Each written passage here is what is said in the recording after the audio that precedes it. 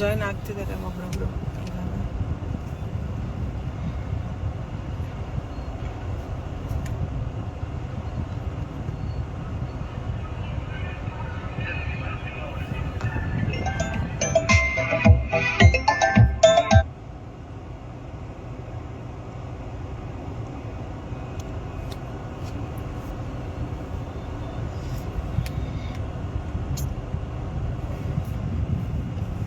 ಎಲ್ರಿಗೂ ನಮಸ್ಕಾರ, ಹಾಯ್. ಇನ್ನೊಂದು ಸ್ವಲ್ಪ ಜನ ಲೈವ್ ಬರಲಿ ಅಂತ ವೇಟ್ ಮಾಡ್ತಾ ಇದ್ದೀವಿ. ನನ್ನ ಹೆಸರು ಅಂಬಾಲಿ ಭಾರತಿ. ನಮ್ಮ ನಾಯಕ ನಟ, ನಮ್ಮ ಚಲನಚಿತ್ರದ ನಾನೇನೋ ಬಿಡಲಾರದ ನಾಯಕ ನಟ ಪಂಚಿ ಅವರಿದ್ದಾರೆ ಇಲ್ಲಿ. ಅಂಡ್ ಆಲ್ಸೋ ನಮ್ಮ ಡೈರೆಕ್ಟರ್ ನವೀನ್ GS ಅವರಿದ್ದಾರೆ ಇಲ್ಲಿ.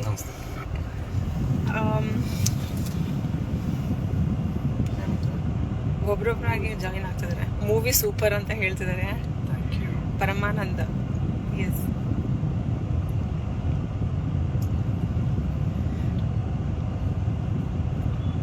ಬಸ್ಸು ಹಳ್ಳಿಯವರು, ಹಲೋ ಸರ್, ನಮಸ್ತೆ.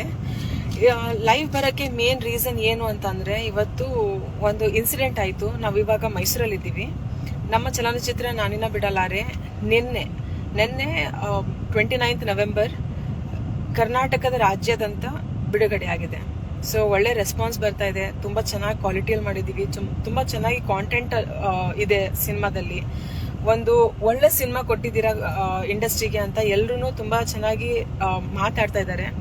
ಅಂಡ್ ತುಂಬಾ ಚೆನ್ನಾಗಿ ರಿವ್ಯೂಸ್, ಫೀಡ್ಬ್ಯಾಕ್ ಎಲ್ಲನೂ ಸಿಗ್ತಿದೆ. ಖುಷಿ ಆಗ್ತಿದೆ.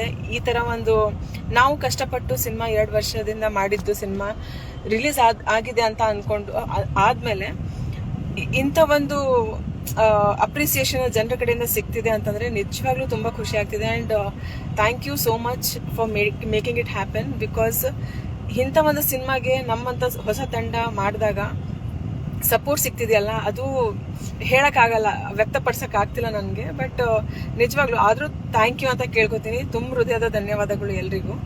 ಇವತ್ತು ಲೈವ್ ಬರೋಕ್ಕೆ ಮುಖ್ಯವಾದ ಕಾರಣ ಏನು ಅಂತಂದ್ರೆ, ಮೈಸೂರಲ್ಲಿ ಇದ್ದೀವಿ. ಸ್ವಲ್ಪ ಮಾಲ್ಸ್ ಅಲ್ಲೆಲ್ಲ ನಮ್ದು PVRಗಳಲ್ಲೆಲ್ಲ ಶೋಸ್ ಆಗ್ತಾ ಇದೆ. ಸೊ ಒಂದು ರೌಂಡು ಥಿಯೇಟರ್ ವಿಸಿಟ್ ಕೊಡೋಣ, PVR ವಿಸಿಟ್ ಕೊಡೋಣ ಅಂತ ಹೇಳ್ಬಿಟ್ಟು ನಾನು, ಪಂಚಿಯವರು ಮತ್ತೆ ನಮ್ಮ ಡೈರೆಕ್ಟರ್ ಅವರು ಮೈಸೂರಿಗೆ ಬಂದಿದ್ದೀವಿ.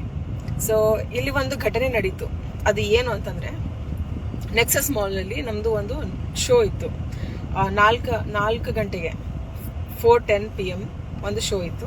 ಸೊ ನಾವು ಒಂದು ½ an hour, 3/4 ಗಂಟೆ ಮುಂಚೆನೆ ಅಲ್ಲಿದ್ವಿ. ನೋಡೋಣ ಹೆಂಗೆ ಆಗ್ತಿದೆ ಶೋ ಎಲ್ಲಾನು ಅಂತ. ಅಲ್ಲಿ ಹೋದಾಗ ಒಂದು ದುರಂತ ಆಯ್ತು. ಏನ್ ದುರಂತ ಅಂತಂದ್ರೆ, ನಾವೆಲ್ಲ ಕಡೆ ಇಡೀ ಕರ್ನಾಟಕ, ಆಲ್ ಓವರ್ ಕರ್ನಾಟಕ ನಾವು ಸ್ಟ್ಯಾಂಡೀಸ್ ನ ಮಾಡಿಸಿ ಕಳ್ಸಿದೀವಿ.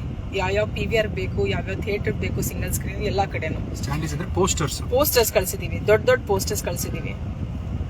ಯಾಕೆ ಕಳ್ಸೋದು ಏನು ಉದ್ದೇಶ ಅಂತಂದ್ರೆ, ಜನರು ಆ ಪೋಸ್ಟರ್ ನ ನೋಡಿ ಕನ್ನಡ ಸಿನಿಮಾಗೆ ಬರ್ಬೇಕು ಅಂತ. ಅಂಡ್ ಎಲ್ಲರೂ ಕಾಯ್ತಾ ಇರ್ತಾರೆ, ಒಳ್ಳೆ ಕನ್ನಡ ಸಿನಿಮಾ ಬರಬೇಕು ನಮ್ಮ ಇಂಡಸ್ಟ್ರಿಗೆ ಅಂತ. ಸೊ ಅದೇ ರೀತಿಯಾಗಿ ನಾವೆಲ್ಲ ಕಡೆನೂ ಪೋಸ್ಟರ್ಸ್ ಎಲ್ಲ, ಸ್ಟ್ಯಾಂಡೀಸ್ ಎಲ್ಲ ಕಳಿಸಿದೀವಿ. ಆ ಸ್ಟ್ಯಾಂಡೀಸು ಇವತ್ತು ಕೆಲವೊಂದು ಜಾಗಗಳಲ್ಲಿ ಹಾಕ್ತಾ ಇಲ್ಲ. ಫಾರ್ ಎಕ್ಸಾಂಪಲ್ ಬ್ಯಾಂಗ್ಳೂರಲ್ಲಿ ಕೆಲವೊಂದಿಷ್ಟು PVRಗಳಿದೆ. ಆ ತರ ನನಗೆ 19th ನವೆಂಬರ್ 19ನೇ ತಾರೀಕು ಈ ತರ ಒಂದು ಎಕ್ಸ್ಪೀರಿಯನ್ಸ್ ಆಗಿತ್ತು. ನಾನು ರೆಕಾರ್ಡ್ ಮಾಡಿದ್ದೀನಿ ಅದನ್ನ. ಆಮೇಲೆ ನಮ್ಮ ಮಾರ್ಕೆಟಿಂಗ್ ಟೀಮ್ ಜೊತೆನೂ ಮಾತಾಡಿದ್ದೆ, ಡಿಸ್ಕಸ್ ಮಾಡಿದ್ದೆ. ಇವತ್ತು 30th ನವೆಂಬರ್ ಕರೆಕ್ಟ್ 10-11 ಡೇಸ್ ಆದ್ಮೇಲೆ ಮತ್ತೊಂದು ಇನ್ಸಿಡೆಂಟ್ ಆಗಿದೆ ಮೈಸೂರಲ್ಲಿ. ನಮ್ಮ ಸ್ಟ್ಯಾಂಡಿ, ನಮ್ಮ ಕನ್ನಡ ಚಲನಚಿತ್ರದ ಒಂದು ಅದ್ಭುತವಾದ ಸಿನಿಮಾ ಬಂದಿದೆ ಅಂತ ಏನ್ ಜನರು ಹೇಳ್ತಿದಾರೋ, ಎಲ್ಲ ಕಡೆ ಹೊಗಳ್ತಿದಾರ ನಮ್ಗೆ, ಅದು ಒಂದು ಸಿನಿಮಾ ಎಲ್ಲೂ ಸ್ಟ್ಯಾಂಡೀಸ್ ಹಾಕಿಲ್ಲ, ಎಲ್ಲೂ ಪೋಸ್ಟರ್ಸ್ ಹಾಕ್ತಾ ಇಲ್ಲ. ಕೇಳಿದ್ರೆ ಇವಾಗ ತೆಗ್ದಿದ್ದೀವಿ, 5 ನಿಮಿಷ ಆಯ್ತು ತೆಗ್ದಿದ್ದೀವಿ ಅಂತ ಹೇಳ್ತಾರೆ. ಮುಂದಿನ ವಾರ ಅಥವಾ 2 weeks ಆಮೇಲೆ ಬರೋ ಮೂವೀಸ್ ಎಲ್ಲಾನು ಸ್ಟ್ಯಾಂಡೀಸ್ ಅಲ್ಲಿದೆ, ಪೋಸ್ಟರ್ಸ್ ಅಲ್ಲೆಲ್ಲ ಇದೆ.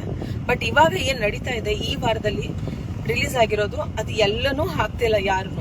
ಸೊ ಕೇಳಿದಾಗ ಏನೇನೋ ಮಾತಾಡ್ತಾರೆ, ಅದಕ್ಕೆ ಎಲ್ಲೂ ಒಂದು ಅರ್ಥ ಇರಲ್ಲ, ಎಂಥದ್ದು ಇಲ್ಲ. ಸೊ ತುಂಬಾ ಬೇಜಾರಾಗ್ತಿದೆ. ಹಿಂಗ್ ಮಾಡಿದ್ರೆ ಹೆಂಗೆ ಹೊಸಬ್ರು ಬೆಳಿಬೇಕು, ಹೊಸ ಸಿನಿಮಾಗಳು ಜನರು ಹೆಂಗ್ ತಲುಪಿಸ್ಬೇಕು. ನಂದು ಉದ್ದೇಶ ಏನು ಅಂತಂದ್ರೆ, ಒಂದು ಹೊಸ ತಂಡ ನಮ್ದು, ಒಂದು ಒಳ್ಳೆ ಅದ್ಭುತವಾದ ಕಾಂಟೆಂಟ್ ಇಟ್ಕೊಂಡು, ಒಂದು ಒಳ್ಳೆ ಅದ್ಭುತವಾದ ಸ್ಟಾರ್ ಕಾಸ್ಟ್ ಇಟ್ಕೊಂಡು ನಾವು ಸಿನಿಮಾ ಮಾಡಿದ್ದೀವಿ. 2 ವರ್ಷ ಬೇಕಾಗುತ್ತೆ ಒಂದು ಸಿನಿಮಾನ ಚೆನ್ನಾಗಿ ಮಾಡಬೇಕು ಅಂತಂದ್ರೆ. ಕೆಲವೊಬ್ರು 3-4 ವರ್ಷ ತಗೊಂಡ್ಬಿಡ್ತಾರೆ. ಬಿಕಾಸ್ ಯಾಕೆಂದ್ರೆ ಆ ಥರ ಸಿನಿಮಾ ಬೇಕು ಅವ್ರಿಗೆ. ಆ ಕಷ್ಟ, ಆ ಶ್ರಮ ನಮಗೆ ಗೊತ್ತೋದು ಹೆಂಗಿರುತ್ತೆ ಅಂತ. ಸಿನಿಮಾ ಮಾಡೋದು ಒಂದ್ ಕಡೆ ಇದ್ರೆ, ಸಿನಿಮಾನ ಜನರಿಗೆ ತಲುಪಿಸೋದು ಇನ್ನೊಂದು ದೊಡ್ಡ ಬ್ಯಾಟಲ್. ಅದು ದೊಡ್ಡ ಯುದ್ಧನೇ ಅಂತ ಹೇಳ್ಬೋದು. ಅದು ನಾವು ಮಾಡ್ತಾ ಇದ್ದೀವಿ. ನಮ್ಮ ಕಡೆಯಿಂದ ಎಷ್ಟು ಸಾಧ್ಯ ಆಗುತ್ತೋ ನಾವು ಕೈ ಮೀರಿ ನಮ್ಮ ರೀಚ್ಗಿಂತ ಜಾಸ್ತಿ ನಾವು ಎಲ್ಲ ಕಡೆ ಸ್ಪ್ರೆಡ್ ಮಾಡ್ತಾ ಇದ್ದೀವಿ. ಟ್ಯಾಬ್ಲಾಯ್ಡ್ ಕಳಿಸ್ತಾ ಇದ್ದೀವಿ ಆಲ್ ಓವರ್ ಕರ್ನಾಟಕ ಪ್ರಚಾರಕ್ಕೋಸ್ಕರ ಅಂತ. ಆಟೋಗಳ ಹಿಂದೆ ಸ್ಟಿಕ್ಕರ್ಸು, ಬಸ್ಗಳ ಹಿಂದೆ ಸ್ಟಿಕ್ಕರ್ಸು, ಪೋಸ್ಟರ್ಸು ಎಲ್ಲಾನು ಹಚ್ಬಿಟ್ಟು ಎಲ್ಲ ಕಡೆ ಒಂದು ಒಳ್ಳೆ FMಗೆಲ್ಲ ಕೊಟ್ಟಿದ್ದೀವಿ ನಾವು. ಈ ಥರ ಎಲ್ಲ ನಾವು ಇಷ್ಟೊಂದು ದುಡ್ಡು ಖರ್ಚು ಮಾಡಿಬಿಟ್ಟು ಇಂಥ ಒಂದು ಒಳ್ಳೆ ನಾನಿನ್ನ ಬಿಡಲಾರೆ ಅಂತ ಒಂದು ಒಳ್ಳೆ ಸಬ್ಜೆಕ್ಟ್ ಇಟ್ಕೊಂಡು ಸಿನಿಮಾ ತೆರೆಗೆ ಬಂದಿದೆ ಇವಾಗ. ಬಟ್ ಆದ್ರೆ ಜನ ಬರ್ತಾ ಇದ್ದಾರೆ, ನಾನು ಇಲ್ಲ ಅಂತ ಹೇಳ್ತಿಲ್ಲ. ಜನ ಖಂಡಿತವಾಗ್ಲೂ ಬರ್ತಾ ಇದ್ದಾರೆ, ಒಳ್ಳೆ ರೆಸ್ಪಾನ್ಸ್ ಸಿಗ್ತಾ ಇದೆ. ಬಟ್ ಈ ಥಿಯೇಟರ್ಗಳಿದೆಯಲ್ಲ, PVRಗಳಲ್ಲಿ PVR ಮ್ಯಾನೇಜರ್, ಸಿನಿಮಾ ಮ್ಯಾನೇಜರ್ ಅಂತ ಇರ್ತಾರಲ್ಲ, ಅವರು ನಮ್ಮ ಪೋಸ್ಟರ್ಸ್, ನಮ್ಮ ಸ್ಟ್ಯಾಂಡೀಸ್ನ ಅಲ್ಲಿ ಹಾಕಕ್ ಬಿಡ್ತಾ ಇಲ್ಲ. ಯಾಕೆ ಅಂತ ಗೊತ್ತಿಲ್ಲ. 2 ವಾರ ನಂತರ ಇರೋ ಮೂವೀಸು ಅದು ಇವಾಗ್ಲೇ ಇದೆ, ಇವಾಗ್ಲೇ ಹಾಕ್ತಾ ಇದ್ದಾರೆ. ಬಟ್ ಇವಾಗ ಏನು ಮೂವೀಸ್ ನಡೀತಾ ಇದೆ ಆ ಮೂವೀಸ್ನ ಅವರು ತೆಗಿತಾ ಇದ್ದಾರೆ ಪೋಸ್ಟರ್ಸ್ ಎಲ್ಲಾನು. ಅದು ಯಾಕೆ ಅಂತ ಗೊತ್ತಾಗ್ತಿಲ್ಲ. ಅದು ಯಾರ್ದು ಒತ್ತಡ ಅಂತ ಹೇಳ್ಬೋದು ಅಥವಾ ಏನಂತ ನಮ್ಗೆ ಯಾರಿಗೂ ಅರ್ಥ ಆಗ್ತಾ ಇಲ್ಲ. ಸೊ ಸ್ವಲ್ಪ ಗಲಾಟೆ ಆಯ್ತು ಅಲ್ಲಿ. ಅವರು ಸಾರಿ ಅಂತ ಕೇಳ್ತಾರೆ, ಬಟ್ ಆ ಸಾರಿ ತಗೊಂಡು ಏನ್ ಮಾಡೋದು?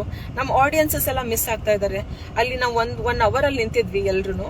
ನಾನು, ನಮ್ಮ ಡೈರೆಕ್ಟರ್, ನಮ್ಮ ಮೂವಿ ಹೀರೋ ಎಲ್ರು ನಿಂತಿದ್ವಿ. 1 ಅವರ್ ನಿಂತಿದ್ದೀವಿ. ಅಂಡ್ ಎಷ್ಟು ಜನ ಬಂದು ಕನ್ನಡ ಸಿನಿಮಾ ಯಾವ್ದಿದೆ ಅಂತ ನೋಡ್ತಾ ಇರೋದು ನಾವು ಕಣ್ಣಾರೆ ನೋಡಿದೀವಿ. ಅವ್ರಿಗಲ್ಲಿ ನಮ್ಮ ಸ್ಟ್ಯಾಂಡಿ ಆಗ್ಲಿ ಕನ್ನಡ ಸಿನಿಮಾ ಕಂಡಿಲ್ಲ ಅವ್ರಿಗೆ ಕರೆಕ್ಟ್ ಆಗಿ ಕಣ್ಣಿಗೆ. ಅವ್ರು ಹಾಗೆ ವಾಪಸ್ ಹೋದ್ರು. ಕೆಲವೊಂದು ಜನ ಬೇರೆ ಪರಭಾಷೆ ಸಿನಿಮಾನ ಬುಕ್ ಮಾಡ್ಕೊಂಡು ಯಾವುದೇ ಒಂದು ವಿಧಿ ಇಲ್ದೇನೆ ಹೋಗಿ ಸಿನಿಮಾ ನೋಡಿದ್ದಾರೆ. ಅದು ನಾವು ಕಣ್ಣಾರೆ ಪ್ರತ್ಯಕ್ಷ ಅಲ್ಲಿ ನೋಡಿದೀವಿ. ಇವ್ರಿಗೆ ಕೇಳಿದ್ರೆ PVR ಅಲ್ಲೆಲ್ಲ ಗೊತ್ತಿಲ್ಲ ಯಾಕೆ ಹಂಗೆ ಅಂತ ಸ್ಟ್ಯಾಂಡೀಸ್ ತೆಗೆದ್ಬಿಟ್ಟು, ಇಲ್ಲ ಇವಾಗ 5 ನಿಮಿಷ ಆಯ್ತು. ನನ್ಗೆ ಏನ್ ಅನ್ಸ್ತಿದೆ ಅಂತಂದ್ರೆ, ಹೊಸಬ್ರ ಸಿನಿಮಾನ ಇವರು ನೋಡಕ್ ಬಿಡ್ತಾ ಇಲ್ಲ ಜನರಿಗೆ. ಒಳ್ಳೆ ಒಳ್ಳೆ ಸಿನಿಮಾಗಳು ಬರ್ತಿದೆ. ಹೋದ್ ವಾರ, 2 ವಾರ ಹಿಂದೆ, ಹೋದ್ ತಿಂಗಳು, ಈ ಇತ್ತೀಚೆಗೆ ಏನು ದಿನಗಳಲ್ಲಿ ಒಳ್ಳೆ ಒಳ್ಳೆ ಕಾಂಟೆಂಟ್ ಸಿನಿಮಾಗ್ ಬರ್ತಿದೆ. 4 ಜನ ಮಾತಾಡ್ತಾ ಇದಾರೆ ಆ ಸಿನಿಮಾಗಳ ಬಗ್ಗೆ. ಬಟ್ ಇಂಥವ್ರಿಂದ ಆ ಸಿನಿಮಾಗಳು ರೀಚ್ ಆಗಕ್ ಬಿಡ್ತಾ ಇಲ್ಲ.